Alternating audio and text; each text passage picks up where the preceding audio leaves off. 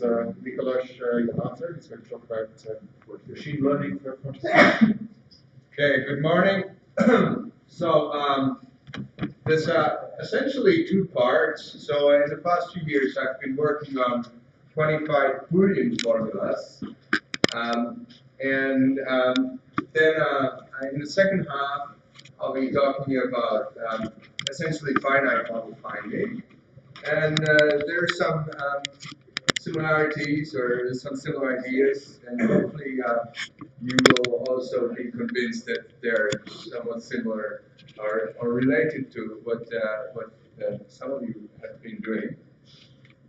So just a quick introduction, even though most of you are probably familiar with the terminology. First we have SAT, which is the famous NP-complete problem of deciding the satisfiability of a propositional formula. At some talk, Andrei Morozov said that everybody knows how to write a SAT solver because it's very easy because it's decidable.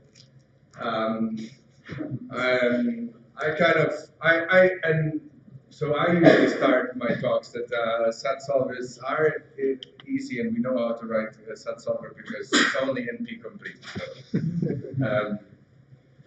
and then we have quantified Boolean formulas that extend SAT only slightly, that we have quantification over the Boolean variables. So it's a kind of a very limited quantification. Essentially, it's a quantification over finite domain. And we are still writing proposition formulas, so that is kind of nice that we're essentially using the same language.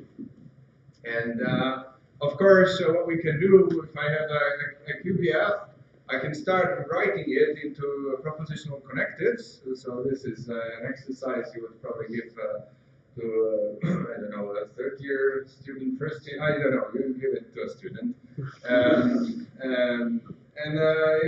You can just start rewriting into connectives, and you will also tell the first-year student that this is not feasible because it's exponential in the number of variables. So every variable doubles in the formula, and if we have thousands of variables, it will not work. Interestingly enough, QBF is p-space complete. There is also a connection to, so my top is missing, so this slide is about the fact that that is strictly in PPR, in Barney-Schönfinkel class. So if I want to encode QBF in first-order logic, I can do it in a number of ways. The kind of the standard way is that I introduce a predicate that says something is true. And the rest is, so the easiest is to show it an example. So I say true is always true, whereas false is never true. And then the universal variables, I wrap around the truth predicate. And for each existential variable, I introduce a predicate that has the universal variables in its scope. So it's a little bit like colonization in some sense. It's a kind of a colonization on predicates, and I do this kind of a syntactic trick to be able to talk about a universal variable being true or not. You can do it in another. There's a number of other ways of doing it. If you're permitted to use equality, you have two constants, true and false, and you say they're not the same. And when you say something is true if it's equal to true, if and only if. All right. So this is EPR, and this is the Barney-Schönfinkel class because we are only using constants and predicates and variables and no functions. So the Färber universe is finite. All right. Oh, and I'm saying it's strictly because EPR is next time complete, whereas QBF is p-space complete. So if you go to EPR, you're adding on some complexity. All right. So Now, there's been in other talks there were games, so I also have games. Some of you are probably familiar with this formalism, so we can see quantifiers as a game between the universal player and the existential player.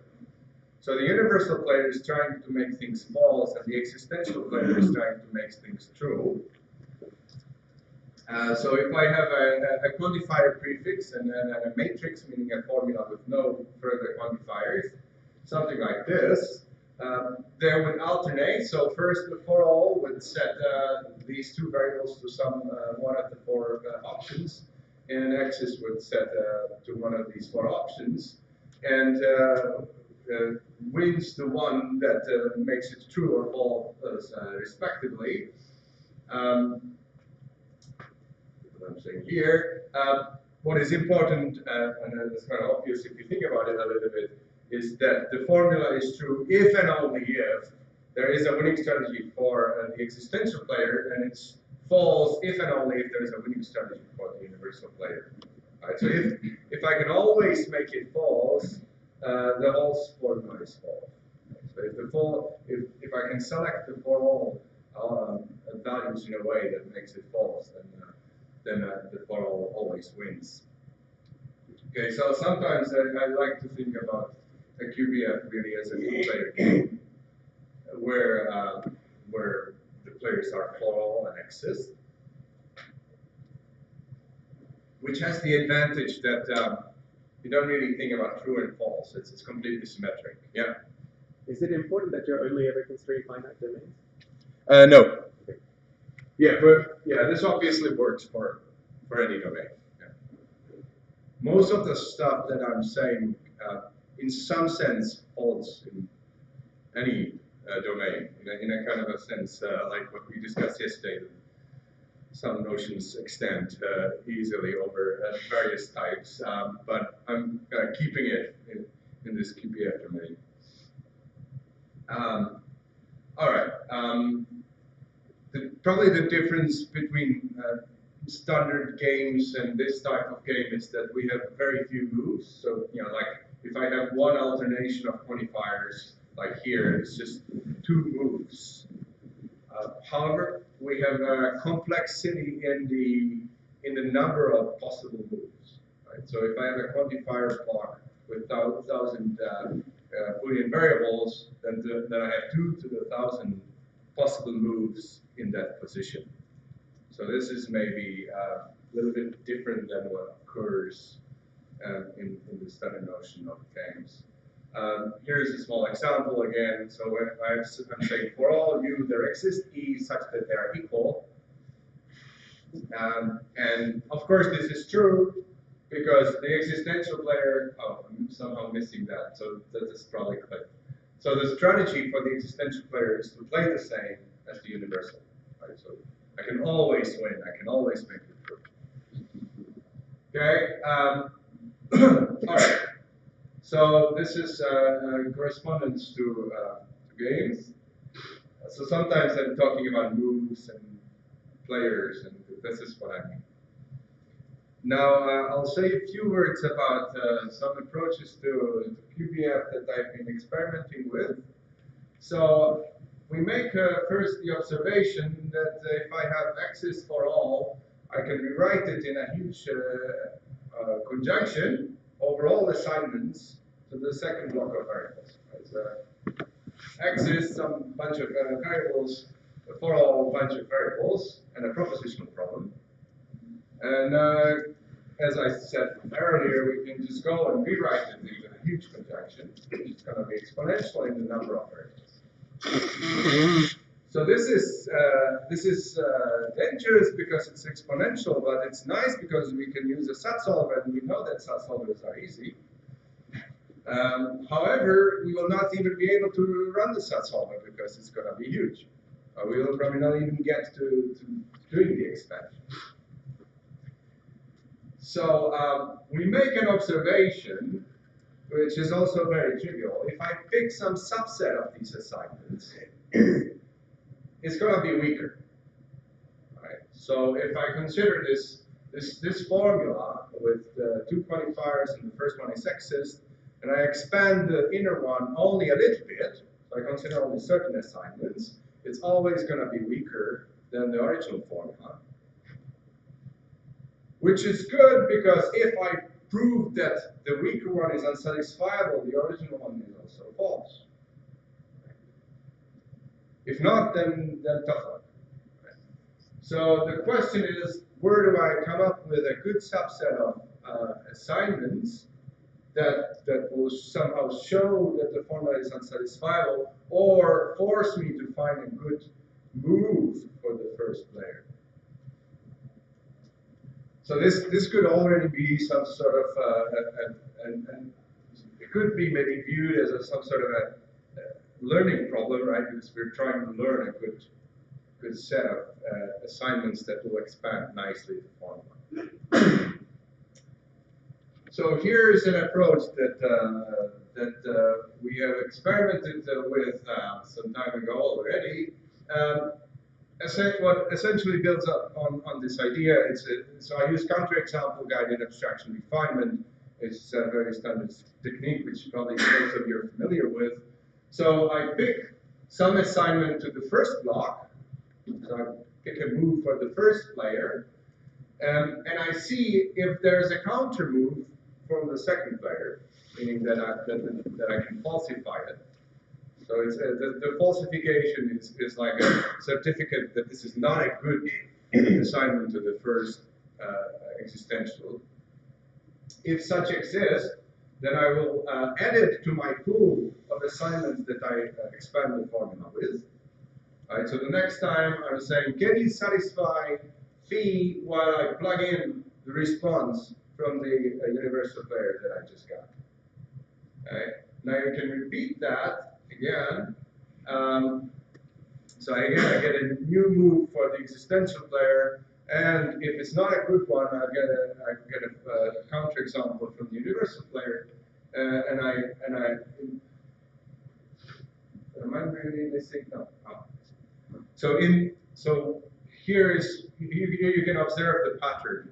So while I'm playing, I'm getting counter moves from the second block, from the second player, and I'm piling them up into my expansion. So in the end, I will, in the worst case, expand the whole formula. So if the universal player explores all the responses that are available, then I'll actually get exactly the huge expansion that we were talking about earlier. So here is where it matters if it's a finite domain, because the same algorithm will work for any domain, but if the domain is infinite, I obviously have no guarantee that it will terminate. However, if you do have some nice way of quantifier elimination, you can probably do something like this as well. All right. Questions so far? Schoenfinkel, how did he connect with the Nice? Because Schoenfinkel lived earlier and they never met. I don't know if it's the maybe is the name because they both came up with the subset. Who's the expert here on math history? Next time we dive into history. Oh right, yes, yeah, yes, that's a good point. All right. Okay. Right. Oh, right. This is the clip part. So I mean, this is what I've been saying. So after n iterations, we get this conjunction here. It's not that important. Okay. All right. Here it's a pseudocode version of this algorithm. So this is really what I've been talking about now. So we have something which I call an abstraction, which is alpha. And I repeat. Either the abstraction, which is the partial expansion, becomes unsatisfiable and the whole formula is false, or I find some interpretation for the abstraction and I check if it's a good one. If it's a good one, then I found a good move for the first player, and I return that, or I strengthen my abstraction by the counterexample that I have just obtained. Okay? Now, this seems as it would be working only for 2 levels, but you can generalize by recursion. Okay? So, I mean, I keep on talking about 2 levels because the same ideas can really be lifted in a fairly almost straightforward manner to arbitrary number of levels by recursion. So there's no scholomization. Okay, so I never scolomize, and it's completely symmetric with respect to the 2 quantifiers. Yes. So in chess, we talk about strategies for the white player and the black player. Yeah. And the strategy has branching factor only at alternate ply. So if a strategy for the white player will specify a move at every white move and consider every alternative at every black move and so on. Yeah. So here there must be either a winning strategy for the mid player or for the brawl player, or a winning strategy for this player. Yeah. And that strategy is only going to have to branch at alternating.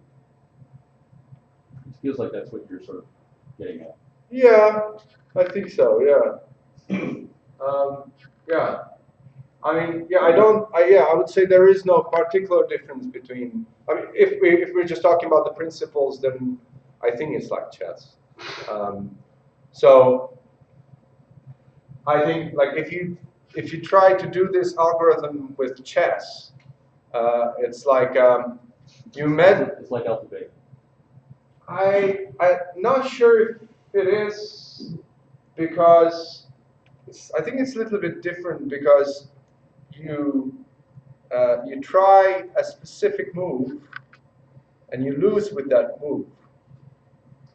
And then you consider the counter move you just got, and you put it on the side. Yeah, I mean, yeah, I don't know if it helps the analogy. Yeah, there is an analogy, and I don't think it actually it corresponds to the existing algorithms, but I might be wrong. So this is fully exhaustive, right? Like in chess, you have some heuristic at the bottom. Well, in chess, alpha beta has the property that if you always consider the optimal move first, it only grows. It only grows a pair of strategies that establish the value. So alpha beta does also potentially search the whole tree, but if it finds the optimal move for each player. Actually, there is an important difference that I probably should be underlying here, is that you just don't need, it's not enough to win. You need to find a winning strategy. Okay, so actually we're solving a much more complex problem, right? So we're not saying, it's not just I want to win at this game. I want to show that I always win. Right? You want to establish the min-max value. Position. Yeah, I guess it's. So it's more like deciding the whole game of chess rather than finding it. Yes. On this line 6. Yes. You call solve again, but it's giving. Yes. Sorry, that's a remnant. I should have fixed that. So. This is like this because this was originally the recursive version, and I scaled it down. So it's again SAT. Yeah, again it's SAT. In this, so in general, this is a recursive algorithm where the base case is SAT. All right. Okay. So far, there's this been what I've been doing. This was published in 2012 with the recursion stuff. It was quite successful in the QBF competition, so this solver is mine in 2017, I think, or 16 in the application track. So it somehow works. Now some examples that will try to motivate machine learning, and that's what I've been looking at recently. Okay, so first there's a good example. How much? Okay. A good example is where we can show that I don't need too many iterations. If, for instance, I have something like this, X is for all some big formula phi and y. So the universal player can win immediately by setting y to false, no matter what X plays. So this is a game that I can win. The second player can win easily, or has a winning strategy very easily. So we stop after one iteration in a good scenario.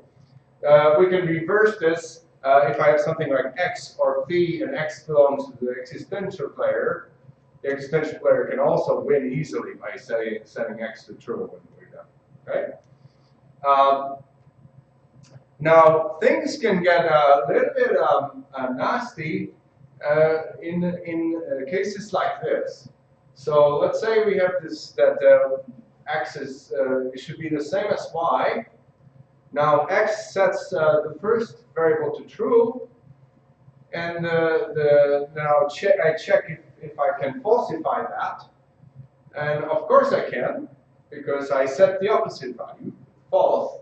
The universal sets to false. Now I plug that in, and I say, can I satisfy X is the same as false? Well, I have the only way how to satisfy that. I say X is false. I plug that in, and I get the full expansion, which is there's just two expansions now. But you can see that this doesn't look good because we have only two variables, and there's already two expansions. And so this is where it gets ugly. I just replicate this. I put a disjunction of these if and only ifs. And so they are completely disjoint. However, each of them can be won easily by the universal player.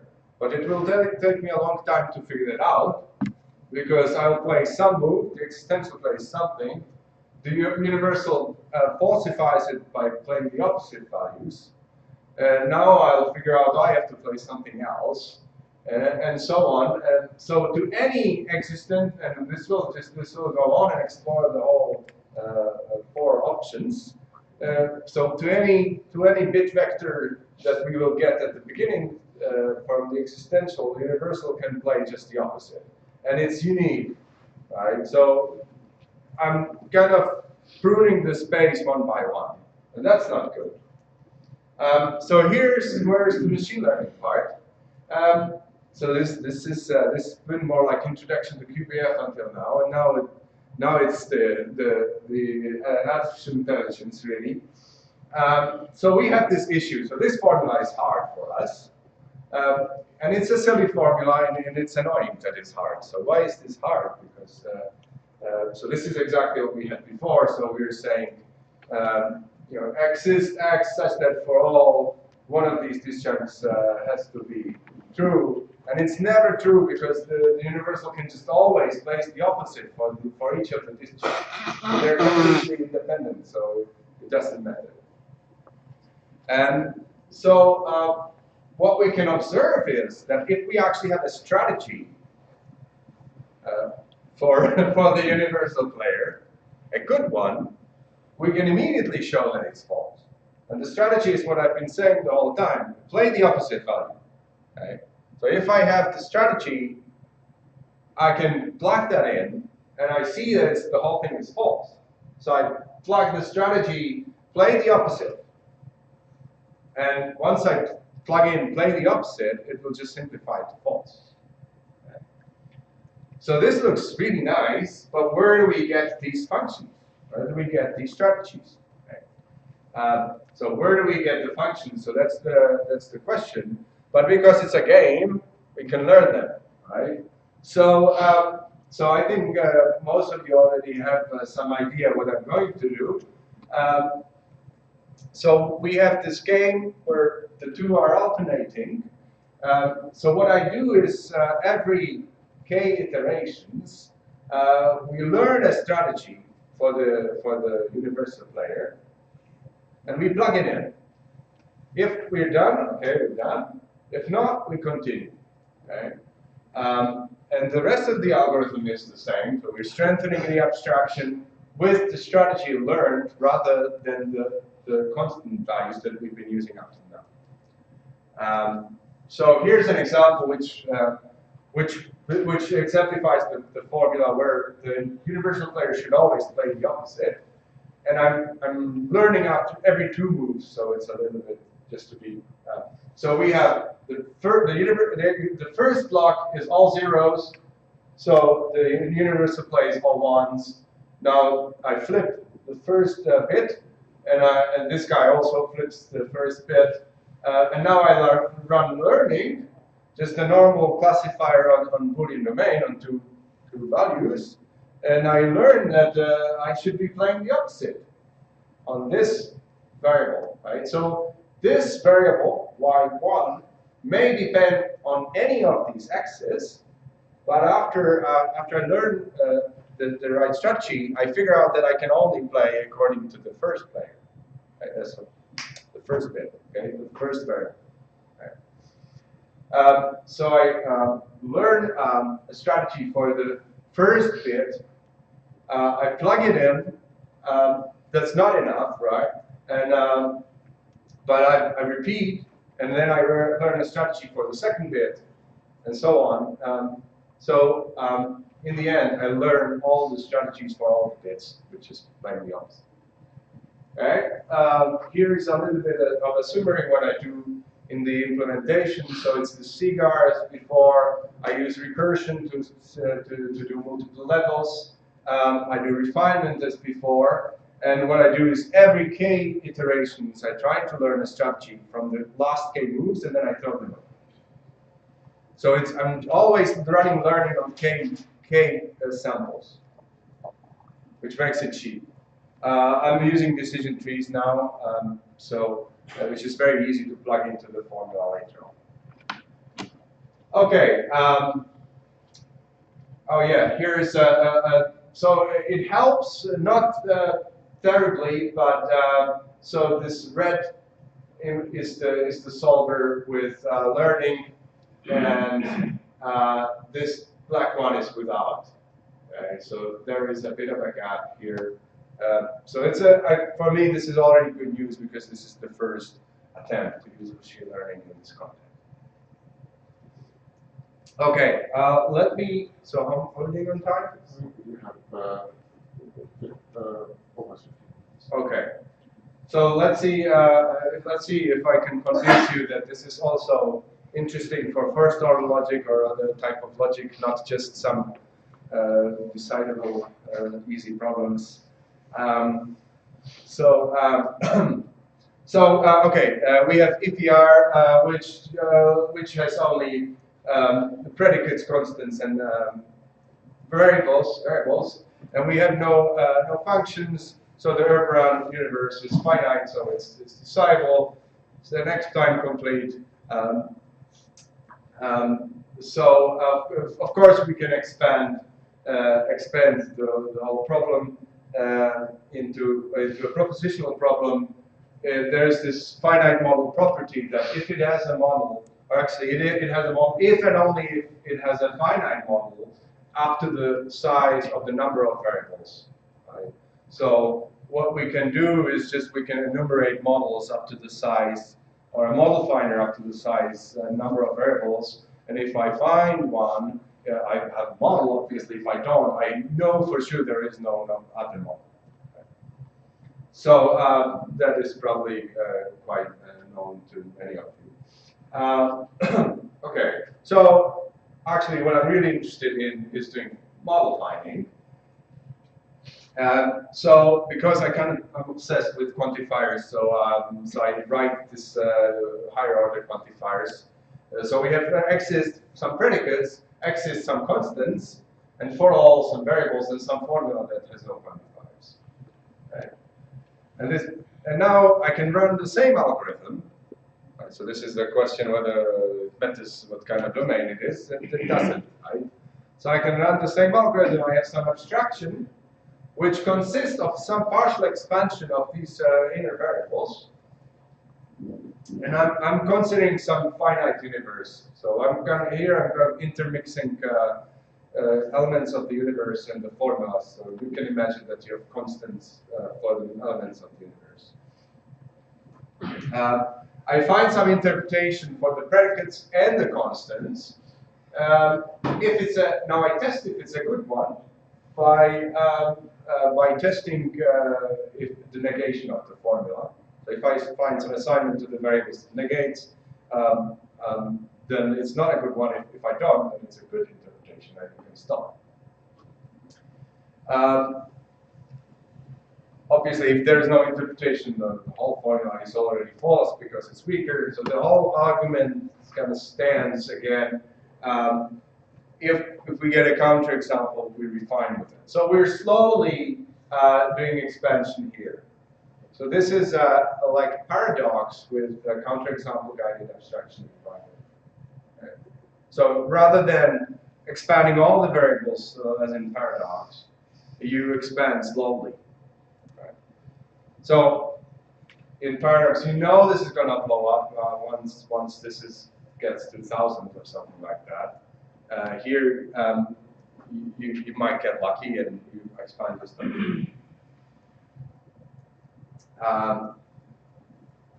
Now, where do I now? This is very recent, so I just implemented that.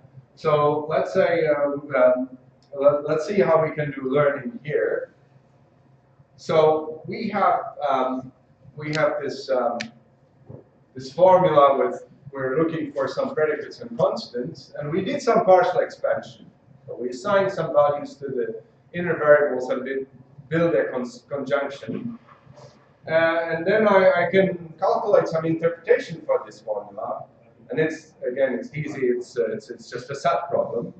There's no quantifiers there. So I get an interpretation, but I can really care only about it's possible to care only about the things that appear in the expansion. So I get a kind of partial interpretation.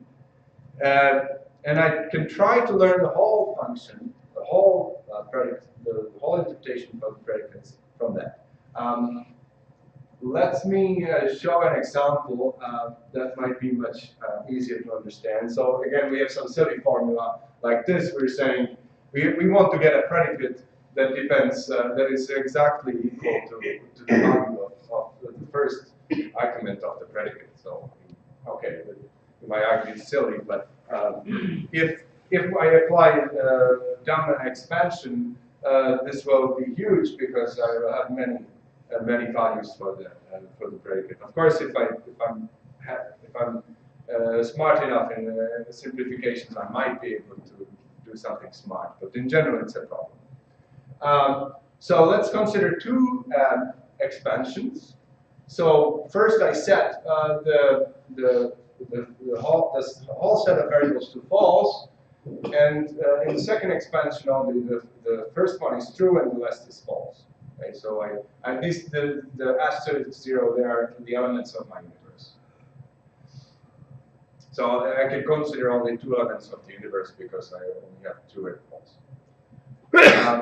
And now the expansion is this that says, oh, the predicate should be, when it's all false, should be equal to true being false, and the predicate with the first argument being true should be equal to true being true. Paraphrasing a little bit. So maybe it looks a little bit strange in this notation, but essentially I just learned that if I flip the first variable, I should also flip the return. So then I can learn partial interpretation. So this is a partial interpretation, right? Because I know that, okay, I just figured out that it has to be false when all these are 0. It should be true if the first one is true and the rest is false. Right? So this is my partial interpretation based on this partial expansion. Now I run machine learning on these two elements. It's obviously very little, but in this case it works.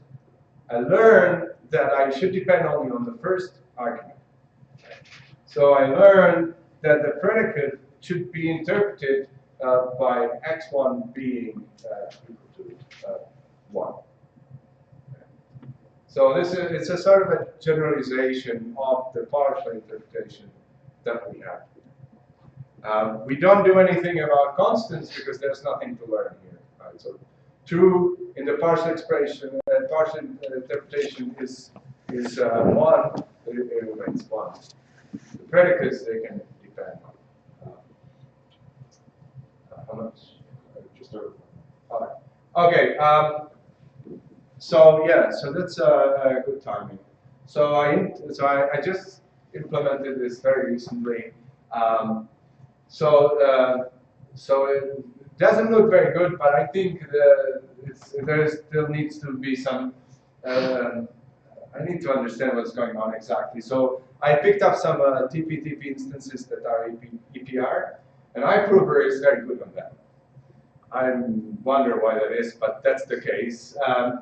This is Vampire with the expansion mode, so with the paradox mode. So somehow even the paradox is better than my paradox. So my expansion is here. These are the circles. This is how I implemented the expansion. So these two are the same algorithm, but apparently they do a better job. And this so the black one is CVC4, the green one is my expansion. So my expansion is about the same as CVC4. So what I'm doing is now completely hopeless because CVC4 is roughly the same. And the black one is with learning, this is without learning.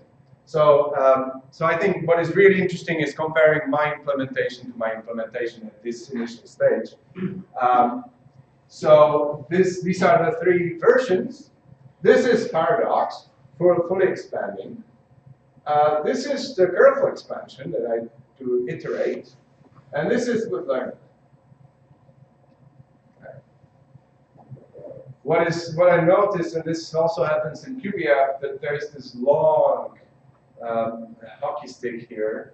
So if you actually filter everything that everyone solves under 1 second, you get this. Which is also, I think, an interesting phenomenon, probably happens everywhere. But so you get actually just 80 instances that are hard, and the rest is just somehow easy for everyone. So again, this is learning.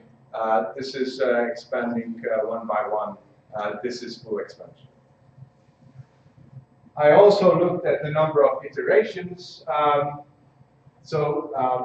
This is a scatter plot comparing the iterations. So it's kind of scattered around the diagonal. So actually, it's not changing too much, but we do have. There's probably some sort of a class of instances where learning helps a lot, where the other one is just timing out.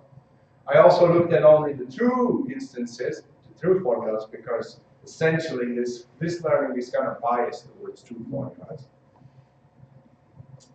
It looks around the same. I'm getting maybe a little bit of a stronger feel of getting better on the true instances here.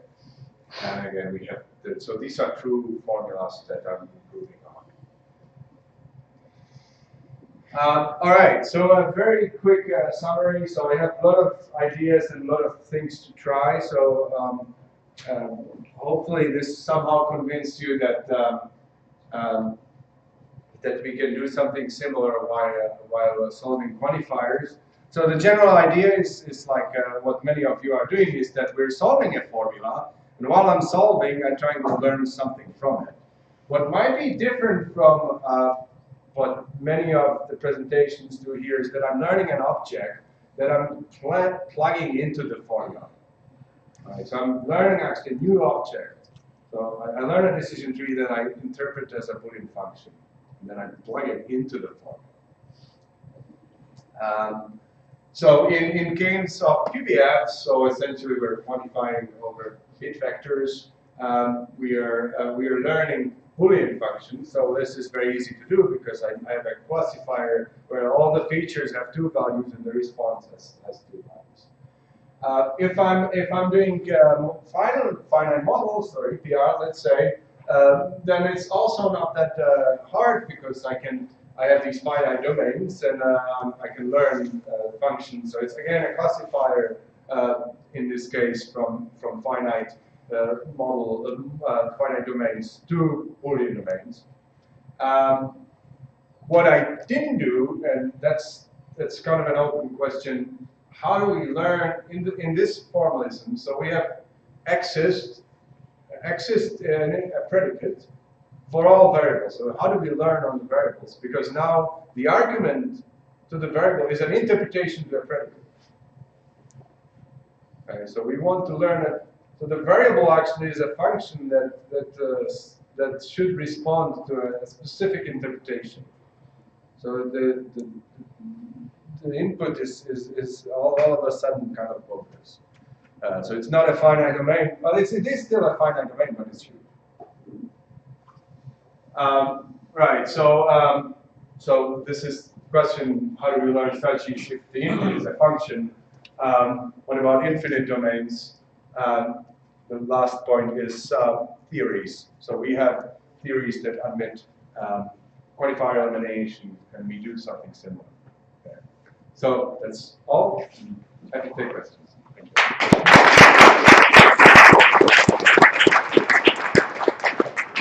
We had a few questions in the talk, but maybe time for a couple of others.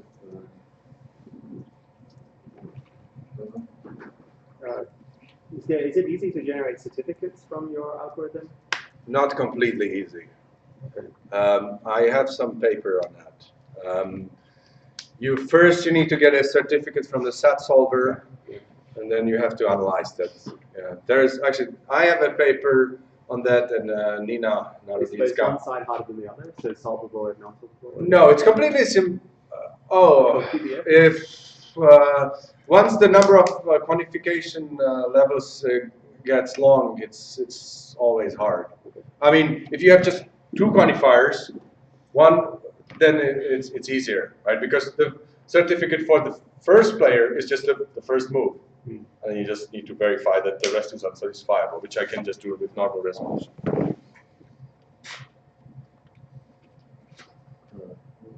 So I'm trying to understand what's exactly the condition on the function that you learn that is useful for you. Well, we know that this decision tree can be represented as a Boolean function, and it can be plugged into SAT very easily.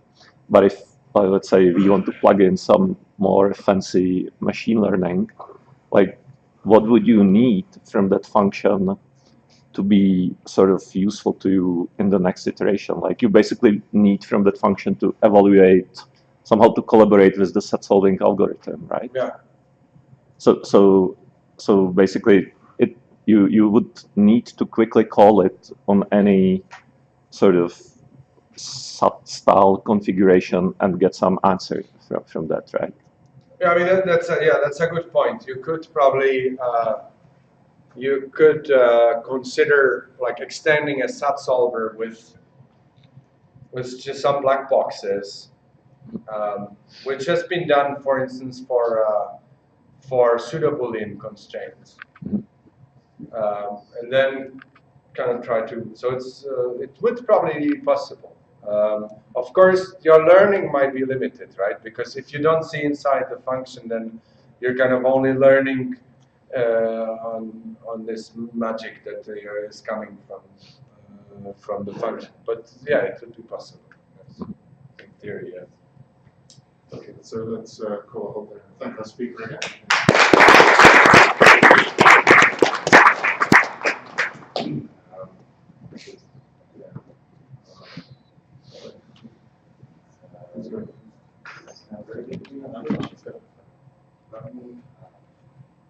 So the next talk is a duet between Stéphane and Yeah, it is. So sizing SMT solvers with multicolored tree search and neural networks. All right, thank you. So I'm going to, so this is very much work in progress, almost like a project proposal. I'm going to start with a little bit of motivation. So last summer, at the arcade workshop, Stéphane argued that improving heuristics has been the main source of progress in proof search. I think his data was mostly about E, but I was wondering whether or to what extent it applies to SMT solving. And in general, I'm not sure, but for the particular kind of SMT solving that I'm looking at, I'm pretty sure that there's a lot to be gained on heuristics. And the kind of SMT solving I'm looking at is related to another, to a position paper by Leonardo de Moura and Pascal called the Strategy Challenge in SMT solving. The paper argued, we present a challenge to this SMT community to develop methods through which users can exert strategic control over core heuristic aspects of SMT solvers. We present evidence that the adaptation of ideas of strategy prevalent both within the algorithm and the self-determining paradigms can go a long way towards realizing this goal. So I've been working for the past couple of years on a platform called Scikate because of the top. And it's a platform for fear improving that adopts an architecture that really strongly separates the code for the inference calculus from the code for the strategies. And so it's an adaptation of the SDF approach where the kernel has an internal state and you have primitives to move that state until you actually hit a definitive answer. And I've been applying that to SMT solving via a new kind of approach to SMT solving, a new inference calculus called CDSAT for conflict-driven satisfiability. It's not really a new approach in that it's generalizing the CDCR procedure for pure SAT, but it's lifting that CDCR procedure to SMT solving in general, building on work by the advantage. So it handles multiple theories by having a set of agents, a modular list of agents that are cooperating towards finding a model or finding a proof. So the agents, they contribute background knowledge about the different theories, like Boolean logic or linear arithmetic. And at each state, they offer a range of possibilities to build a model. You're trying to build a model of the formula. So you can extend a model by assigning a truth value to literal, but you can also extend a model by assigning rational values to rational variables, and so on and so forth for the different theories. They can also compute consequences of assignments and detect conflicts when your model that you're building at some point you realize, oh, it's conflicting, it's violating one of the constraints that I have to satisfy. Is there a way to actually use this because it's getting very long? I can just make it. Yeah, I can just make it not. Right. I don't know what this. It may be better.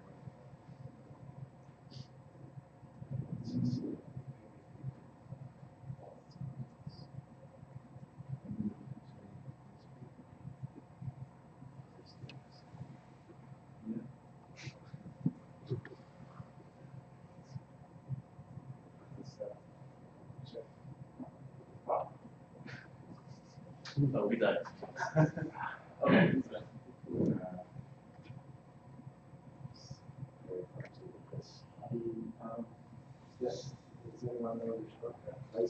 think it's still missing. It's still somehow missing the.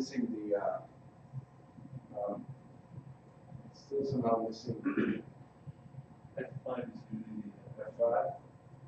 And it's still missing the top.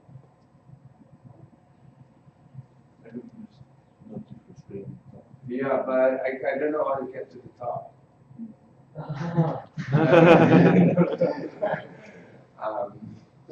Yes.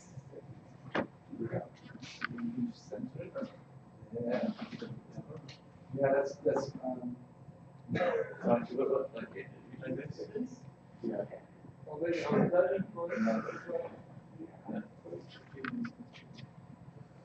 we can't get to the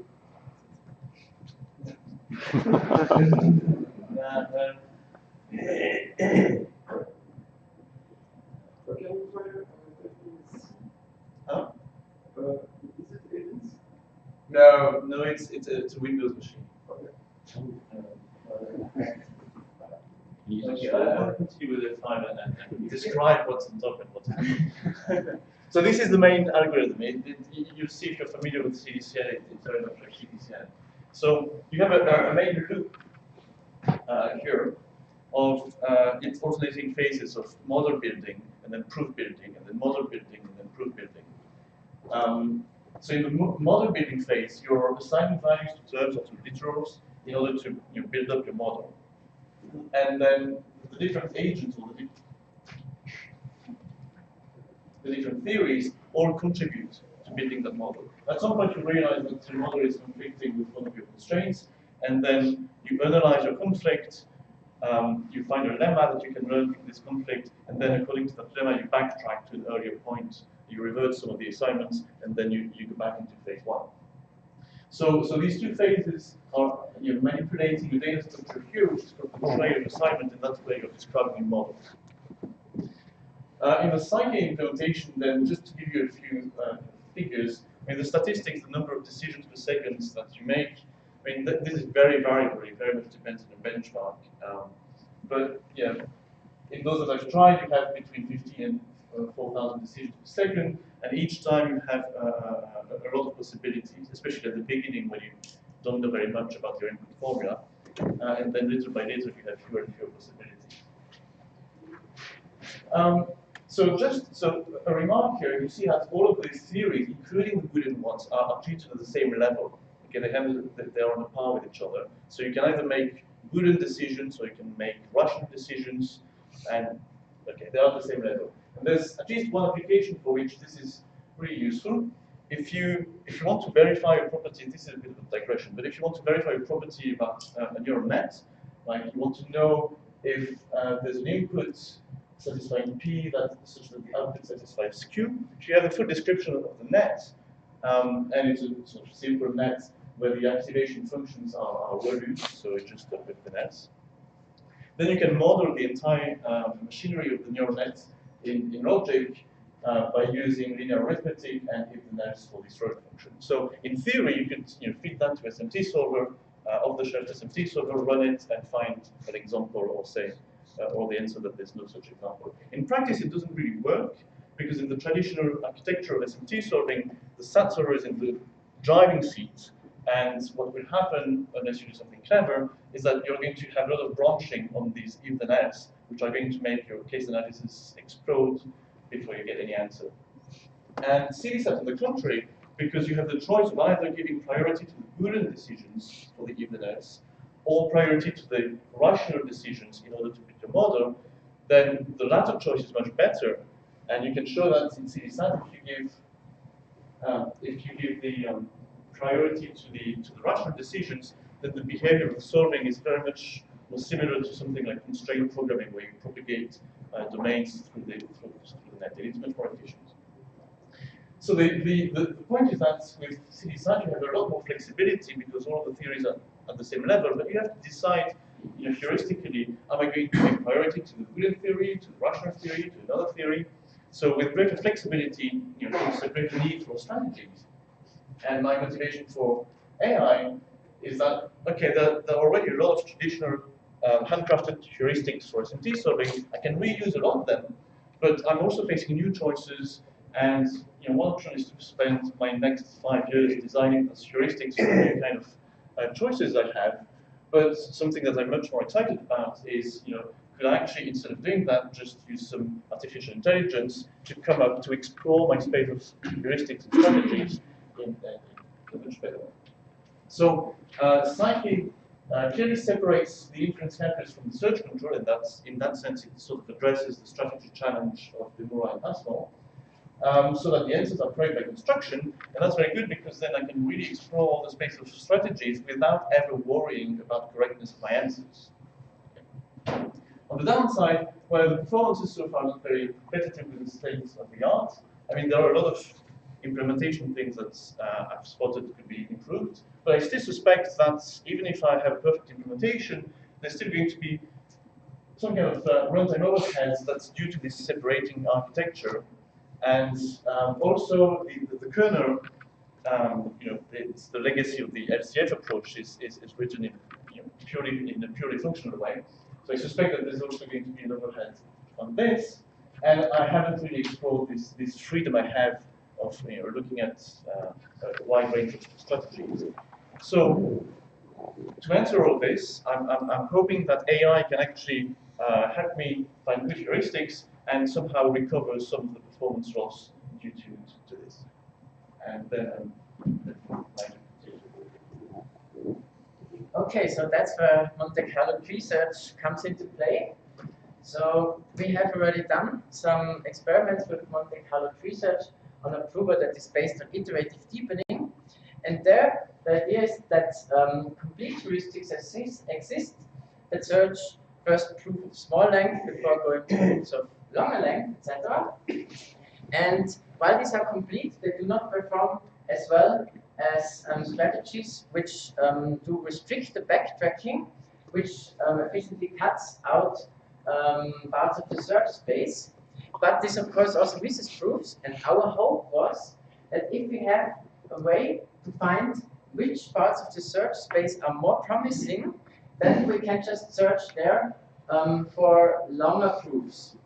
So this is the idea of Monte Carlo tree search. And the underlying algorithm, Monte Carlo tree search, has been used also in a number of different fields already. So in AlphaGo and AlphaZero, which you have already heard a lot about, but also completely different things like chemical synthesis planning, which we heard at last year's AITP, or, as I said, Monte Carlo proof search. And the general working of Monte Carlo tree search is as follows. We have a Monte Carlo tree, which is keeping track of visited states and statistics about them. And one iteration of Monte Carlo tree search works as follows. We pick the state S1 among the leaves of the explored trees using a heuristic called UCT, which is based on the previous reward of the children of S1 and of the number of traversals of states below S1. And we can somehow balance these two factors, the previous reward and the number of traversals, with the exploration constant. So if we give more weight to parts of the tree that have not been explored yet, then we are doing exploration, and we have to set this exploration constant higher. And if we want to search more parts of the trees that we have estimated to be better, then we are doing exploitation, and thus we set the exploration constant to be lower. Once we have picked such a state, we then play random moves, and the sequence of such random moves is called assimilation. So we start at S1, we pick some state S2, which is a successor of S1, etc., until reaching some final state Sn. Then we calculate the reward of Sn. So how promising is this state for the overall proof search? How likely are we to find some proof there? We add the second node, the second state as a child to the first state's node to the Monte Carlo tree, which is called expansion. And then we update the rewards of all the ancestors of this S2 here in the tree, so that we have so that we do this back propagation of the reward. Now, when we are applying Monte Carlo tree search to any domain, there are two crucial questions, namely how to bias these random moves, with what likelihood are we choosing which successor state here, of this S1 for example, and how do we calculate the reward of the states. So here we describe how we treat CDSAT as a Monte Carlo tree search problem. First we identify what are the states actually, and here in CDSAT we have a local and a global state. So the global state is common, is somehow not forgotten. It contains the learned lemmas during the CDSAT search. And the local state is the trail of assignments. And this is kind of special for every state in the tree. Then the moves for a given state are just the possible decision assignments, as they are given by the modular agents. So, for example, an assignment of some value to a literal. or to some rational variable. And we perform simulations, so these play out of random moves, until we hit a conflict state. So this means that we are actually not doing the native CT-SAT backtracking anymore, but this is completely replaced by the MCTS search strategy. Now, I had some kind of intuition that SAT and unsat are somehow related to exploitation and exploration. Because in CD-SAT, when we search for SAT, we search just for a single stack that is somewhere hidden. So it's like a needle in a haystack. However, to show unsat, we have to explore in a wide range, in an intelligent way, to learn complementary lemmas that cut the search space. So the idea is that if we have somehow as we search usually for SAT and unsat at the same time, because we do not know a priori whether it's any of these two, we can say that exploitation is actually responsible for a SAT solution. So exploitation should actually reward states that seem to be promising a step towards showing SAT. And exploration is somehow responsible to bias the random moves towards these complementary lemmas to show unsat. And the further intuition is that the exploration constant can be used to balance the search between SAT and unsat. So if we have an intuition whether the problem is going to be any of these two, even if it's just some probability, then we can adapt the exploration constant. This is at least my hypothesis.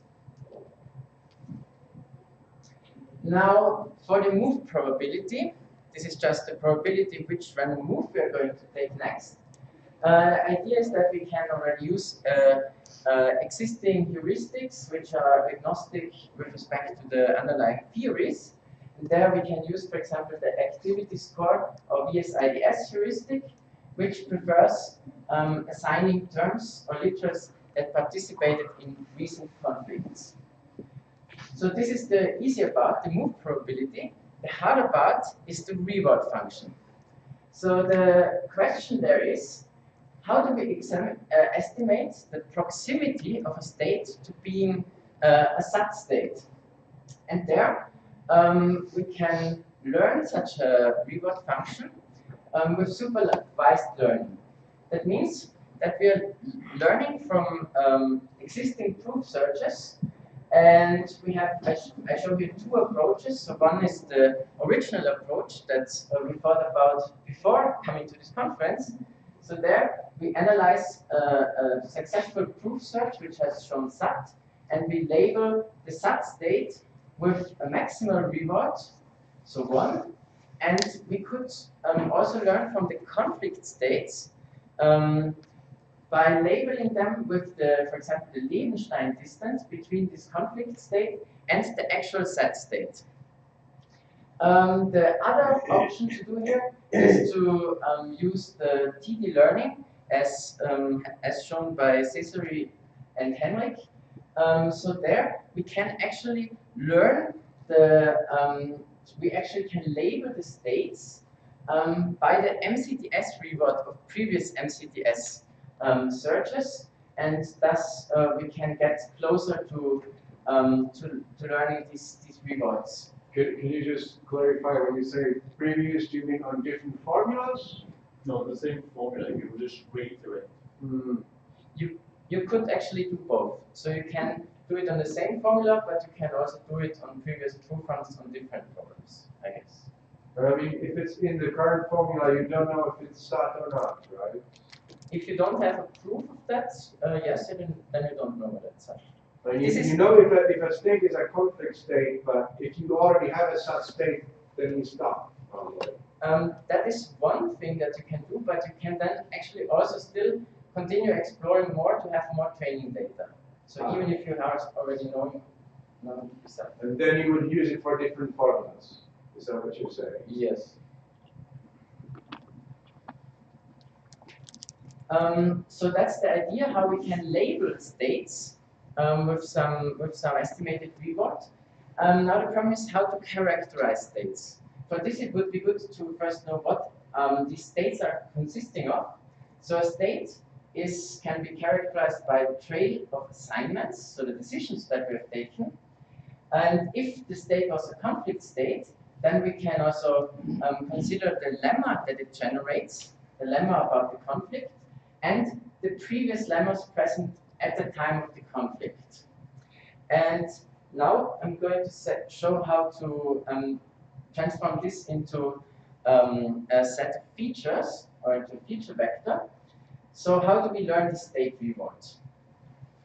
Now, this here is about vector space embedding of formulae. And the motivation to study vector space embeddings of formulae is that we want to machine learn a reward function on states. But usually the machine learning methods do not work directly on our states, they work in vectors. So a vector space embedding of formulas, however, allows us to embed states such that we can treat them by machine learning methods. And there is existing work doing something like this.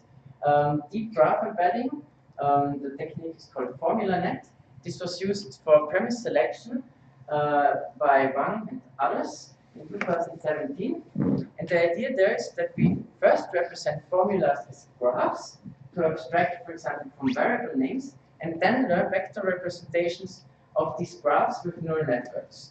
So I'm showing how this roughly works to give an intuition.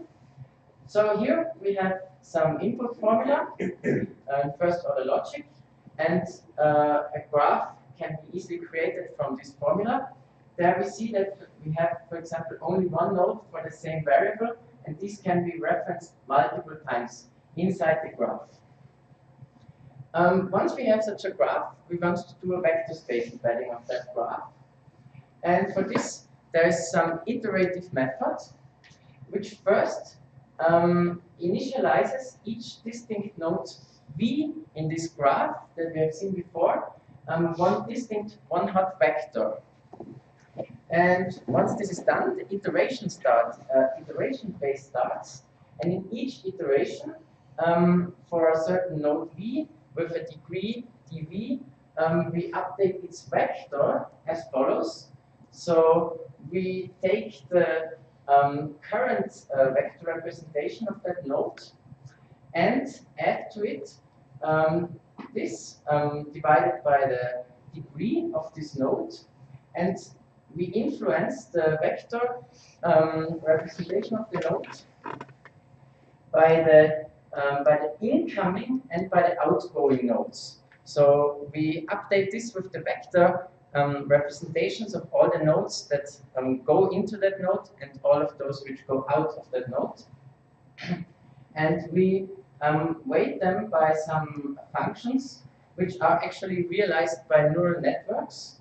So these are these functions. This is this FB function, which is there at front, and this is this.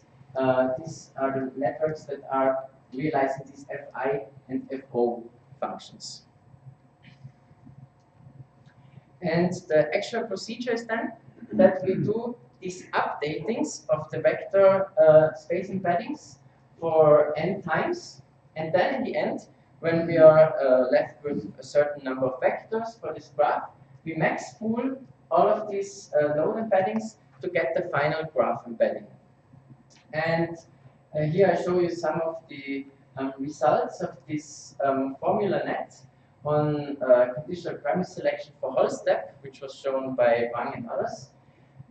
So there we can see that this iterative updating of the vector space embeddings actually really increases the accuracy of the premise selection. But after about 3 steps, there is only diminishing return.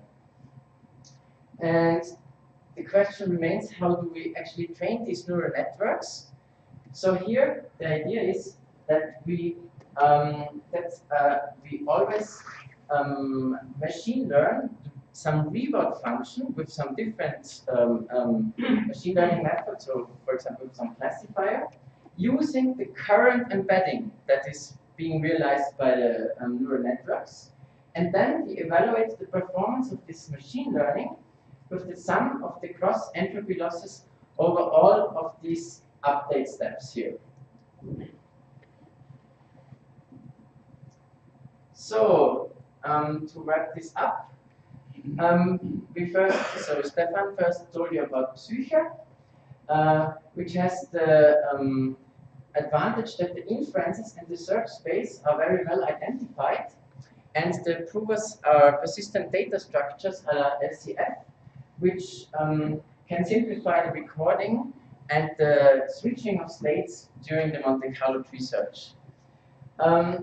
Terms, formulas, traits, and so on are all constructed only a single time during the run. So the technique is called hash counting, and this might be used for efficient feature extraction. Monte Carlo tree search, I gave you an intuition why there might be some link between SAT and unsat and exploration and exploitation. And the idea is to use move probabilities via this activity score heuristics and to learn rewards either in some kind of traditional way or doing this TD learning that we have already heard about, and to use some graph embeddings a la one. And where are we at the moment? So we already have Psyche, and we have already done some integration of the Monte Carlo tree search from MonteCop. The integration was not so hard because they're both in OCaml, but they now actually need to really to cooperate with each other. So this integration has to be made more deep, let's say. And we actually need still to implement this vector state embedding of the states with TensorFlow, because the actual implementation from one is not available yet, and we have been waiting about for 3 months to get this. And then we have to still machine learn a reward function using the embedding, and to organize the training on some example set. That's it. Thank you.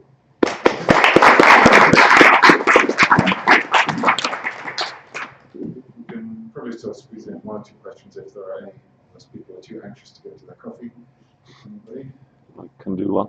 So I do not understand what you are going to embed. What is the thing? What is the thing on which you want to learn the reward? Like what will it be? So the reward, as I said, can be. We have 2 options. So either we take the states and label them either for one if we have a sub-state, and some other thing which will be somehow calculated from the Levenstein distance, or we do something really what Cesare and Henrik have been doing, so that we are labeling the states really with the MCTS reward from previous proof runs. So what is a state? Assignment of values to the propositional variables? Yes. And also for the different theories, if you have like the rational values to the rational variables, the bit vector values to the bit vector variables, on different sorts. Okay, so so you will run the MCTS up to a certain level, and then on this you will do the embedding, and this will tell you whether you have achieved something or not so much, etc.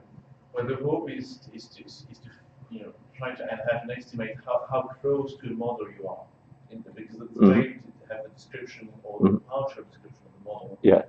And if you train on previous data in which you had an actual model and sort of measure how many modifications you need to make from your code. So you basically want to learn how close you are either to SAT or to unsat by using these formula net embeddings. Okay. Perhaps we better say future questions. Since we're a few minutes into our coffee break, let's thank our speakers again.